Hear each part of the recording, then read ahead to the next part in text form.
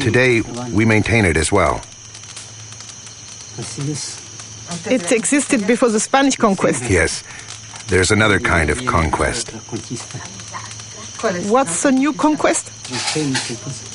It's the transgenic conquest that wants to destroy everything by making local corn disappear so that their industrial corn can dominate.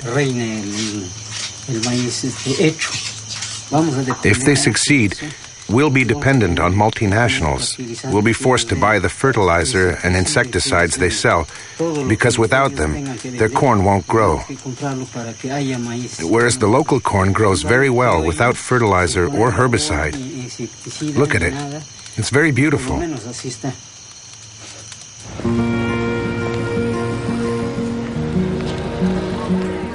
Ignacio Chapela's article provoked a violent reaction in Mexico. Since then, the National Ecology Institute has confirmed the contamination of Mexican corn. Roundup Ready and Bt genes have been found in corn from 5 regions of the country. What would happen if bioengineered corn crossed with traditional land races? Dr. Alberas Buya led a study using a local flower. She inserted the same gene in several specimens and then observed their growth. We observed that 2 plants, strictly identical from a genetic point of view, in other words, they both have the same genome, the same chromosomes and the same transgene. The only difference is that the transgene is located in different places. And once they grew, these plants presented a phenotype. That is to say, flower shapes that were very different. Some have flowers that are identical to their natural counterparts, like here, 4 petals with 4 sepals, but others have abnormal flowers with abnormal hair or strange petals. In addition, some are completely monstrous.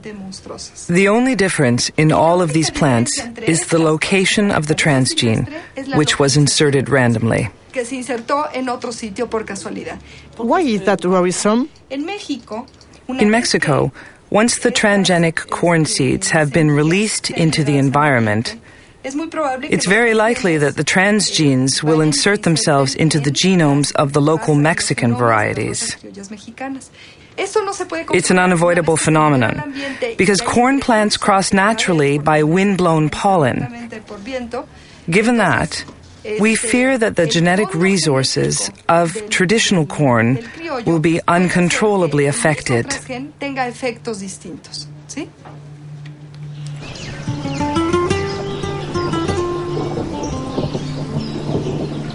Buenos días, los seguimos invitando para que... Good morning.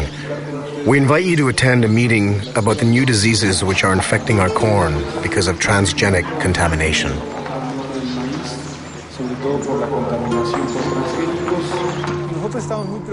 Aldo heads an organization of indigenous people. For 2 years, he's been leading an information campaign in Oaxaca communities, where Elena Alberas' fears have already been confirmed in the fields. I'm going to show you some photos of some corn plants that we took in our region of Sierra Juarez. We'd like to know if you have already seen this type of plant in your community.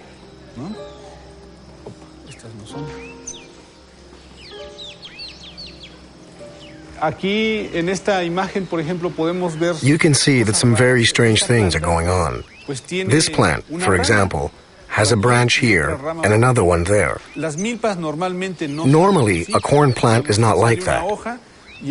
There is always only 1 ear per leaf. But look here. There are 3 ears coming out of the same leaf.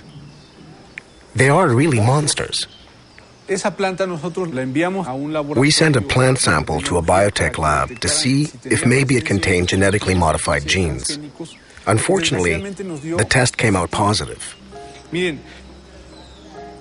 Usually, we see these types of plants along the roadside or in people's yards. It's possible that people buy corn in a shop and they drop some kernels while walking. Some kernels germinate. This is how traditional corn became contaminated.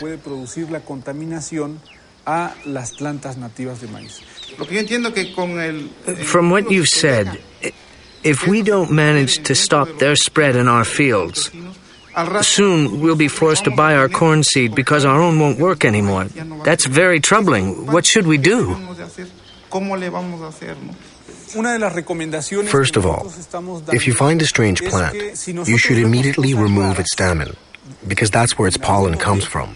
In any case, you must be very vigilant in monitoring your plants.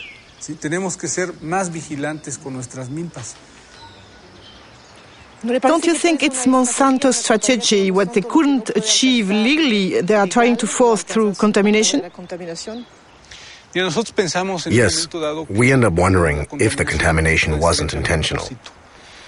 If the center of origin of corn becomes contaminated, the rest of the planet could follow. Contamination only benefits multinationals like Monsanto. How did Monsanto react to Ignacio Chapella's study on Mexican corn contamination? Monsanto's Dirty Tricks campaign against fired Berkeley professor Ignacio Chapella.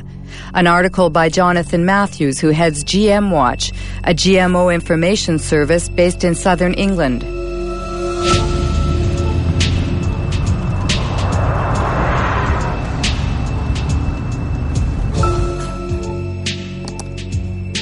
According to Jonathan Matthews, Ignacio Chapella was a victim of a campaign launched on AgBioWorld, a pro-GMO internet site.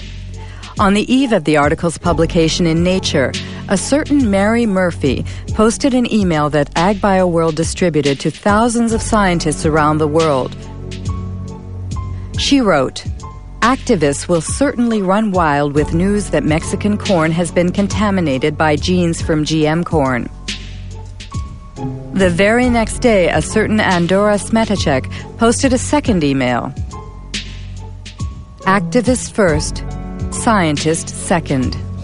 It's totally a smear campaign, and this is what happens over the first couple of days. You get Murphy and Smetacek coming in, then others come in and they say, we have to campaign on this, we have to inundate Nature, we have to go to the editor of the journal and we have to say this research isn't valid. Smetacek and Murphy, we'd been tracking them for some time and trying to work out who they were. In the case of Smetacek, we could look at the technical headers on the email. It says received from, and then we've got an internet protocol address. If we go off to a website registration site, now all we have to do is just to copy that IP address.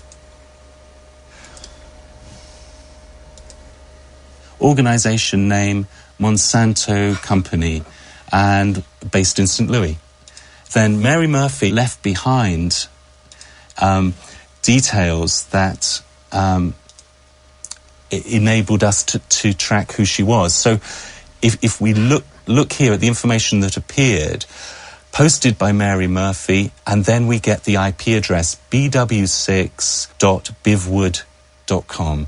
When we found that that was the original name of a PR agency called the Bivings Group, we quickly found out that on their client list was Monsanto, that this was an internet PR firm for Monsanto. That means fake scientists. Very dirty tricks. Yeah, no, we're talking very dirty tricks here. Yeah, I mean, there's no ethics at all in what's going on here. It shows an organisation that is determined to push its products into countries around the world, and it's determined to destroy the reputation of anybody who stands in their way. Jonathan Matthews' accusations were covered in the British press, but Monsanto chose to ignore them. As it continues its unrelenting rise, the company defends its vision of a transgenic world that will resolve the problems of famine and the environment in perfect harmony. Practical experience clearly demonstrates that the coexistence of biotech, conventional, and organic systems is not only possible, but is peacefully occurring around the world.